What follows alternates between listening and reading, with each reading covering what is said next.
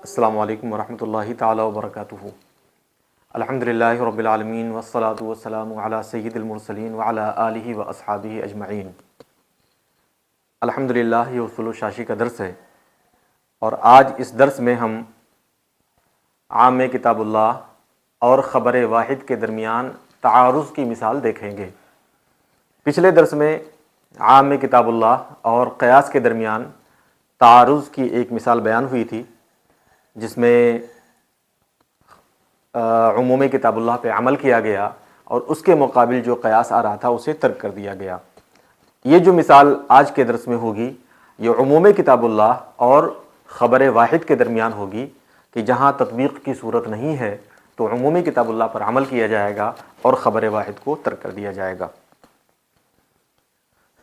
وَبِمِثْلِهِ نَقُولُ فِي قَوْلِهِ تَعَالَى فَاقْرَؤُوا مَا تَيَسَّرَ مِنَ الْقُرْآنِ، اور اسی کے مثل ہم کہیں گے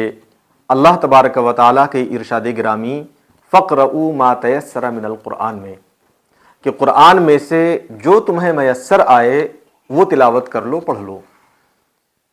فَإِنَّهُ عَامٌ فِي جَمِيعِ مَا تَيَسَّرَ مِنَ الْقُرْآنِ، تو یہ آیت کریمہ اس کے اندر جو ما وارد ہے فَاقْرَؤُوا مَا تَيَسَّرَ، ما فرماتے ہیں یہ ما جو ہے یہ عام ہے، فی جمیع ما تیسر، ان تمام کے اندر، ان تمام کے درمیان جو قرآن میں سے میسر آئے، وہ تمام قرآن جس کی قراءت میسر آئے ان سب کو یہ شامل ہے۔ تو مطلب یہ ہوا کہ اس آیت کریمہ سے یہ ثابت ہوا، اور اس کے اندر جو ما ہے وہ اپنے عموم کی بنیاد پر اس بات کا تقاضا کر رہا ہے کہ اگر کوئی شخص قرآن کریم کا کوئی بھی حصہ نماز کے اندر تلاوت کر لے تو اس کی نماز ہو جائے گی، خواہ وہ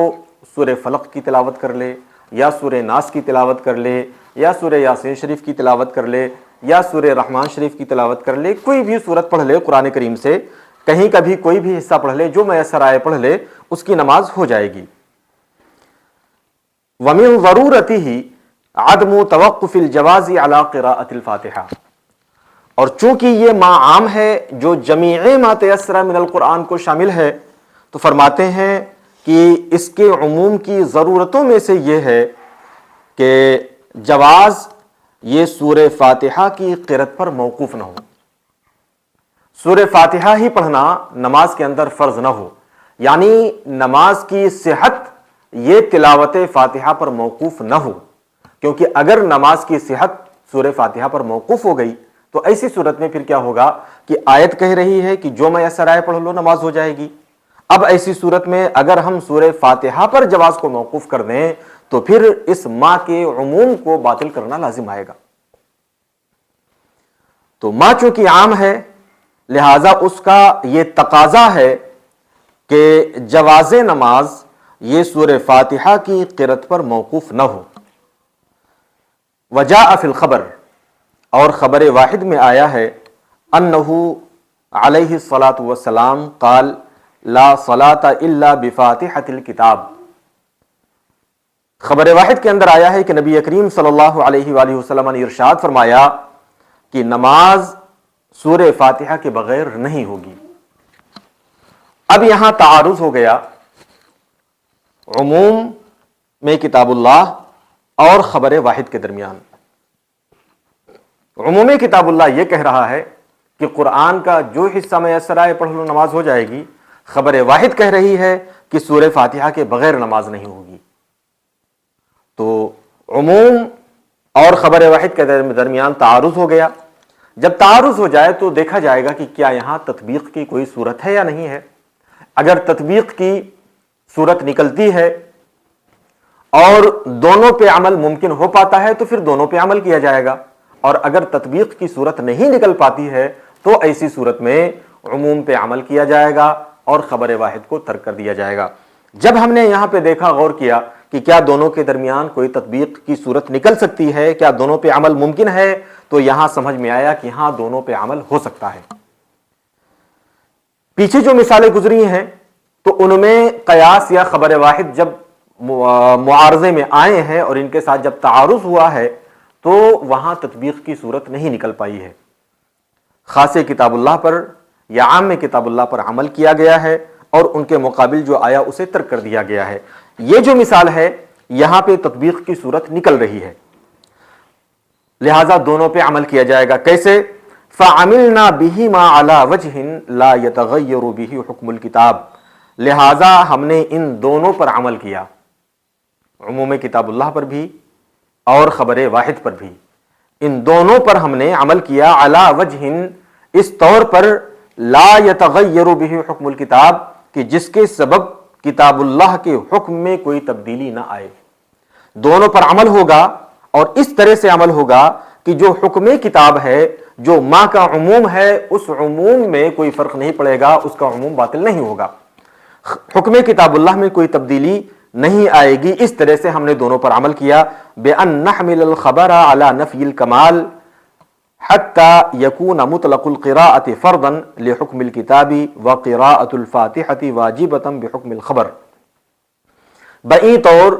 کہ ہم نے خبر کو محمول کر دیا نفی کمال پر، کہ اگر سورہ فاتحہ نہیں پڑھے گا تو نماز کامل نہیں ہوگی، یعنی لا صلاۃ الا بفاتحۃ الکتاب، کہ سورہ فاتحہ کے بغیر نماز نہیں ہوگی، تو مطلب یہ کہ نماز کامل نہیں ہوگی۔ تو یہاں پر جو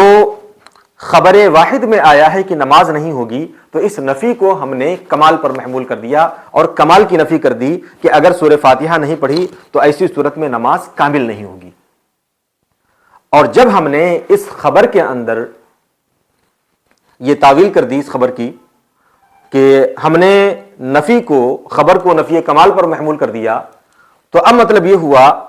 حتی یکون مطلق القراءۃ فرضا، یہاں تک کہ اب مطلق قراءت جو ہے یہ فرض ہے حکم کتاب کی بنیاد پر، اور سورہ فاتحہ کو پڑھنا واجب ہوگا حکم خبر کی بنیاد پر۔ دونوں پہ عمل کیا گیا کہ اس ما کی بنیاد پر مطلق قراءت کو، کہ چاہے سورہ بقرہ سے تلاوت کر لے، چاہے سورہ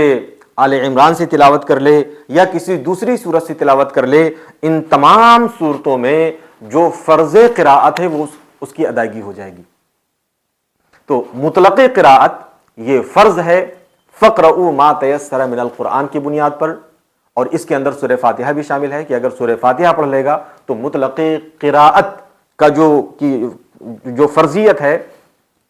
اس کی ادائیگی ہو جائے گی، اور اس کے بعد میں سورہ فاتحہ کا پڑھنا واجب ہے حکم خبر کی بنیاد پر،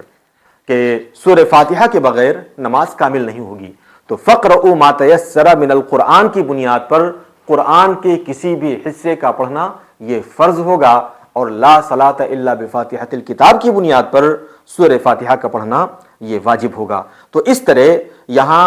عموم کتاب اللہ کے معارض اور مقابل خبر واحد آئی، اور دونوں پر اس طرح عمل کیا گیا کہ اس کے سبب حکم کتاب میں الحمدللہ کوئی تبدیلی نہیں آئی، عموم کتاب اللہ پر بھی عمل ہو گیا اور خبر واحد پر بھی عمل ہو گیا۔ اس طرح سے دونوں کے درمیان تطبیق دے دی گئی۔ پروردگار عالم ہمیں عقل سلیم اور فہم مستقیم عطا فرمائے، علم نافع کی دولت سے مالا مال فرمائے۔ السلام علیکم ورحمۃ اللہ تعالی وبرکاتہ۔